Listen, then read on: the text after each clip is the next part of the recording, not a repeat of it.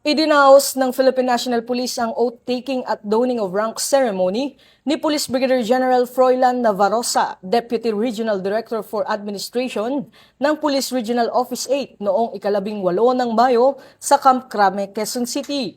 Pinangunahan ni Police Lieutenant General Bernard Banac ang seremonya bilang kinatawan ni Police General Jose Melencio Artatay Jr. kasama ang mga opisyal, personnel, panauhin at pamilya ni Police Brigadier General Navarrosa. Si Police Brigadier General Navarrosa ay miyembro ng Philippine National Police Academy Patnubay Class of 1995 at kinilala sa kanyang dedikasyon, disiplina at profesionalismo sa serbisyo publiko.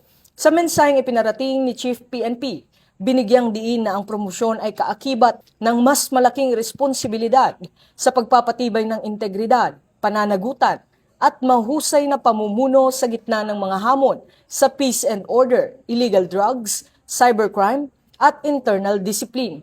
Muling pinagtibay ng PNP ang layunin nitong bagong PNP para sa bagong Pilipinas, serbisyong mabilis, tapat at nararamdaman.